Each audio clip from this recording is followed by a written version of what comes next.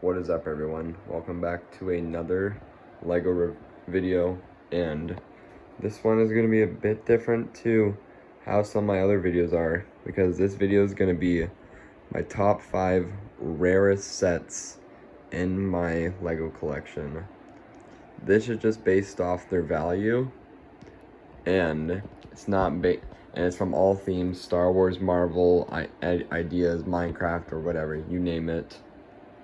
It will be here, or you name it, any theme. So before we get into it, don't forget to like and subscribe to this channel. And without further ado, let's hop into it, starting with the number 5 spot. Okay, so starting off the list here with the TIE Pilot. This set came out back in 2020, and I still think it's one of the best helmets Lego's ever made. Definitely think this is one of the most accurate. The tubes just look incredible. I also really like the stand on this set, even though all the helmets had the stand, I still think it looks great. And I also really like the printed dishes on the top. This set now is actually the most expensive helmet set. Came out back in April of 2020, retired December 2021, and I'd still recommend it.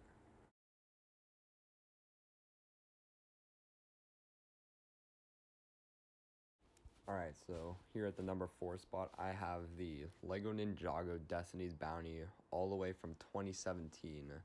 Worth now around like $300 new in the box in 2023. And this has got to be one of the best Lego Ninjago sets like of all time. I think the minifigures are decent. Not a huge fan of the ninjas. I definitely prefer the old ninjas. But the build itself is absolutely incredible. To the front with the kind of like dragons, they can open and close their mouths, and it's a pretty cool hidden plea feature. It's also got some nice hidden weapons inside of the ship, which I never really used when I got this set back in 2017. So yeah, it was kind of a funny thing. I also really love a bunch of the play features on this set, like this one, the anchors here. You can like pull it in and pull it down. It's just amazing. I love it so much. And like I had a blast playing with it back when I was a kid, and it's just been it's to me that to this day it's still one of my favorite play features on a Lego Ninjago set. I don't know what it is, I just love it. And it can even be opened up, so it can be kind of like a modular building a little bit actually. So you can take off some of the parts of the boat, like this floor that's in the middle of the set, and then you can actually even take off the top with of the ship, and then even take off the section that's below the top of the ship, which it's really cool. And it lets you into this huge interior space with a bunch of really lots of detail, lots of weapons, and yes, you can even put a minifigure in the bed, which is awesome. And this like kind of like floor here that can be removed from the middle, it's really just got some barrels, and in the barrels it's just got a few notes. I'm not too, they look printed, but I don't really remember. My guess is just they're gonna be stickers, because Lego's for some reason it's just so obsessed with stickers. They are some pretty cool stickers though. They kind of look like they're like books or like magazines from the Lego Ninjago movie. And this main floor here is really, really detailed on the outside. I love the stickers. I love the plants. I love the ladder. I think it just looks incredible. And like, yes, it is very dusty, though I apologize. But I don't know, I just never got around to dusting this. And it's kind of like a dojo on the inside, which you don't have too many studs, but it's just got so much. And like I love like all like the detail and weapons that are just inside this. So you can fit a lot of minifigures in it, even though there isn't that many studs. But I just got too many figures in there, and I can even fit more. And then this top part here is where the ship gets like kind of like where the pilot or the kind of like drives the boat with this wheel there. And then these top parts here can even be removed, so it's a real another interior space, which this one unfortunately is pretty bland. It doesn't really have much going on.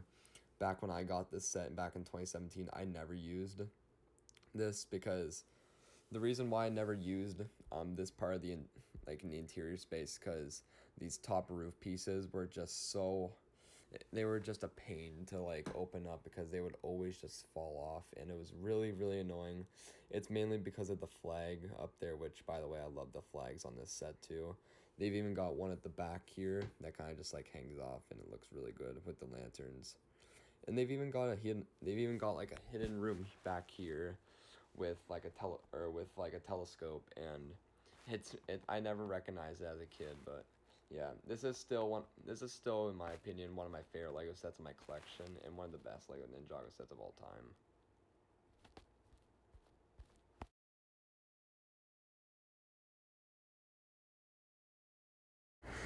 All right, so here at the number 3 spot, I have the Imperial Star Destroyer set from 2014. Yeah, 2014's Imperial Star Destroyer makes the list for obvious reasons. The minifigure selection is incredible. Love the Rogue One stormtroopers, and love that Darth Vader, especially with really the creepy like Emperor Palpatine head. And this set is just absolutely gorgeous to me. From the top to the bottom, everything in the middle is just incredible. I love this set in every way. I love the rotating cans on the side, which can be controlled by like a little lever that's at the back. It's really accurate, and I just love it. It's even got spring load shooters, but we don't care about those. It's even got a holder in the back to hold some extra spring load shooters, which is kind of lame to me, I will be honest. I also really do like the engines on the back too. And this set has even got a carrying handle, which the previous one from 2006 didn't, which this is a really strong carrying handle too. Like, it can even be held by 2 fingers, and I can even hold it with even just one finger, as you can see right there on screen. And it's like really flat, like flatly balanced. It can even you can even like take apart the top, which you can still use the cannons with it on both sides. And when you do, you have this huge, and I mean huge, interior space, which it doesn't look the greatest when it's open, I will admit, and you can still use the carrying handle too. But the interior itself is just beautiful. Everything from the top to the bottom in between, it's just beautiful, and I love the interior on this set. I love how like it's kind of got like the bridge in the front, and then you've got like this whole back part, kind of like this computer here with the Emperor Palpatine logo or like hologram, which was one of the coolest Lego Star Wars pieces of all time, I would say. And the computer is also really cool as well and detailed. It's even got this like weapon holder which spins around, kind of lame. I've never liked, or it's kind of cool I guess, but not the coolest thing in the world. And it's even got the bridge up at the front with some chairs in the on like below it to for the officers to sit in, work on some stuff, and work on some plans. And you can fit a lot of minifigures in it. Like, there's just so much space here. You can fit all your minifigures even in the back room, and then you can fit most of your figures in the front room, especially when you got Darth Vader on the bridge. But if you're gonna close this set and have the minifigures in it, don't leave Darth Vader on the bridge because he'll fall. And this set, for obvious reasons, is just incredible, and I would still recommend it at its almost $500 range. And that's why I tell it was my favorite Lego Star Wars set ever made for the last 10 years almost. At number 2 here, we've got another Imperial Star Destroyer, but this time it's the original one from 2006. And this one as well, although it is a lot more dated than the 2014 version, and is a lot more blocky than the 2014 version, and is less accurate than the 2014 version, I still think that this set is just incredible. I still love the detail on this set, and I still love the lasers. It just got that classic look. And I even like the bridge, although it might be a little bit too big and a little bit too inaccurate, but I just still love it because it's just got a classic look. You can even pull out the back, and instead of putting spring load shooters in, you can actually put minifigures in. It's got this whole control thing here with some stickers. and you can even put minifigures in it. It's also got the rotating cannons, but this time it's got green lasers on it, and you kind of just have to use it with your finger, which it's not the greatest play feature in the world, and that's what we had before flick fire missiles or even any of that. And just like the 2014 Star Destroyer, you can open up the whole top part and get into the interior, but this time it actually takes the bridge off with it, which is a bit weird. And this interior, I will admit, it is bigger than the 2014 one, but it is a bit more bland. But I do really like some of the details here, like this Emperor Palpatine screen, the Death Star screen, also this weapon holder. Also really like how you can push out an escape pod at the front of the ship, and you can even open up and put a minifigure inside. Still think that's great, and probably one of the best play features in LEGO Star Wars history. This play feature here with Darth Vader's meditation chamber, you can put his helmet kind of like on the handle there and put it on his head, which is really cool. And it's even got his chair here so we can talk to Palpatine. It's even got these doors here with some classic weapons in it, which I think they look really, really awesome, and I just love the look of the classic weapons. And although this set may not be as good as the 2014 version, it definitely shows its age. I still think it's an amazing LEGO Star Wars set, and it's just such a classic set. I'd still recommend it to this day. And now my rarest LEGO set in my collection is the 2014 Ghost from Star Wars Rebels. It's definitely the minifigures it's mainly the minifigures that draw this set's value, but it's also because this was actually the last Ghost we got. And yes, there is a new one coming out in September of 2023 for the Ahsoka show. This one for it definitely shows its age, but I still do really like some of the details on it, and I still really like some of the play features. You can flip up these front flaps here to show a spring-load shooter, and then the other one just shows nothing. It's like a weapon compartment, and you can even open up the windshield piece on the top, and even take out the one in the front, which you can like pull it out. It's kind of weird, but it also is pretty cool.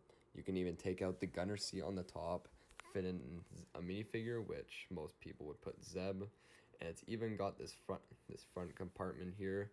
But unfortunately, this set doesn't have any interior space really. The new one does though. This one as well, you cannot fit another figure in the back, so it's gonna like hit his head on the driver's seat. So do not put a figure in the back. But you do got a really nice driver's seat here, and up on the top of the front, kind of, and it's where you put Tara because she's kind of like the pilot of the Ghost. And then you have another weapon compartment here, which you could try and put a minifigure in here. It's a really, really, really tight fit though. You gotta like squeeze your hands in there. And then this gunner thing here, it's got the rotating blasters in the front, and it's even got kind of like a dock here to fit the Phantom 1 from 2014. And this set, new in box, is going for almost $1,000. Well, there's a new one coming out next month for just $200, where unfortunately I just cannot recommend this set anymore. And yeah, that's it for this video, guys. This is a very different video. I kind of wanted to try something new for today's video. And so yeah, thank you guys for watching. Don't forget to like and subscribe for more videos in the future.